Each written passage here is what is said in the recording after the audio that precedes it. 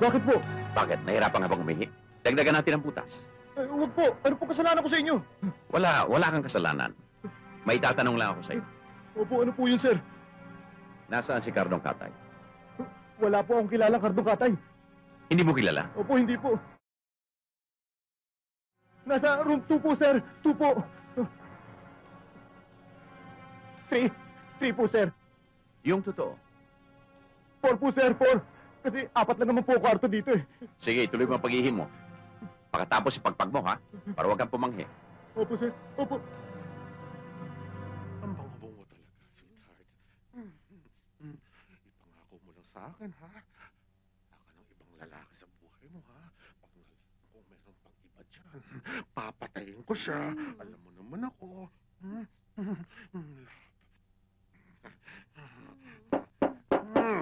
Ha? Room service! Hindi ako umorder. Umorder ka eh. Fried bakal with crispy tingga. Cardo, ang hirap mong hanapin. Pwede bang pakisukat ito sa kanya? Tingnan mo naman tong forma ko. Pwede ba bago mo ako dali sa presinto, pabihisi mo naman ako. Huwag na. Yan ang in ngayon. Boss, pwede ba sandali lang? Lex, sensya ka na. Natsyempohan ako eh. Ano bang kasalanan niya? Witness sa isang patayan. Ganun naman pala eh. Dalhin mo na. Balik ka ha. Wala ko. Next time. Sure. Oh, yun naman pala eh. Paiwan ka na. Sige na, kalagan mo na ako. Sige na. Duty first before...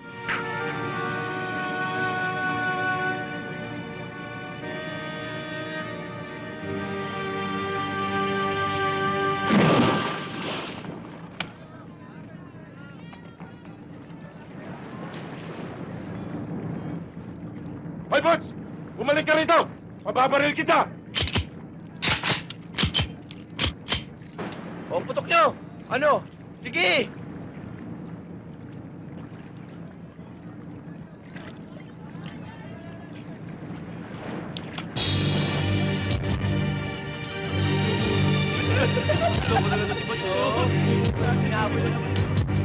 Liga! Liga! Liga! Malayo na ang narating ko. Buong gabi ako'y naglalakbay. Madilim, mapanganib. Dumating na sa puntos na tuluyang patapon na ang buhay ko. Wala na akong pakialam kung mamamatay ako o habang buhay na mabubulok sa mga bilanggo ang pinapasukan ko. Walang yung buhay to. 8 taon na ako sa loob ng bilangguan. 8 taon na ring namumuo at naghahari ang galit at puot sa aking dibdib. Wala nang takot na natitira pang pwede nilang ipiga sa pagkatao ko. Bahala na. Patay kung patay. Isa lang naman ang hantungan ng lahat eh. Una-unahan lang yan.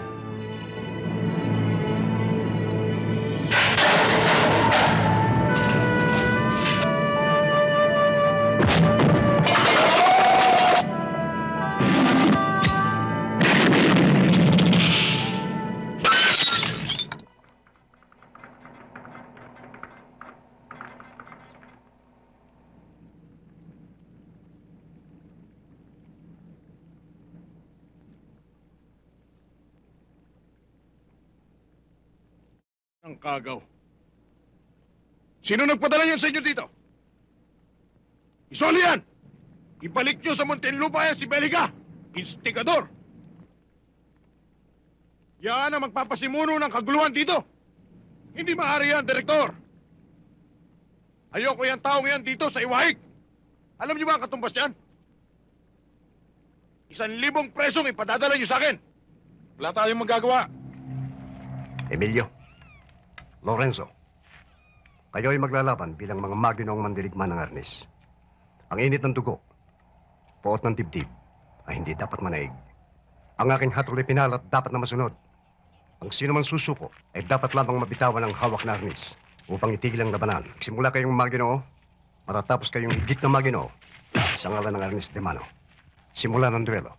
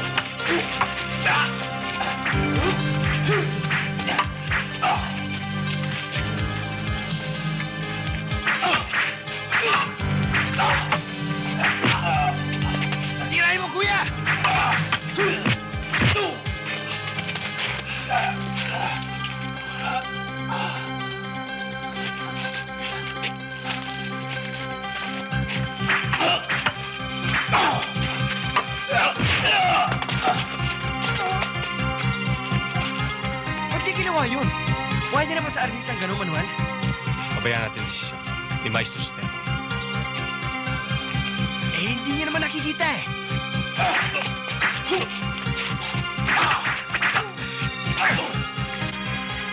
Pwede ka na sa Arnis, pero kulang ka pa sa pulang.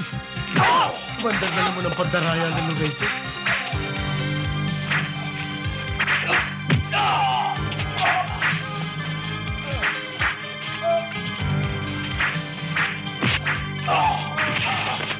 Manual, ito mong laban, dinadayan niyang kuya. Hindi pa sinabi ko sa'yo, hintayin natin desisyon ni Maestro Sotero. Kuya, lumaban ka! Lumaban ka! Manual, ibawat na natin ang laban. Hawak pa niya ang Arnis,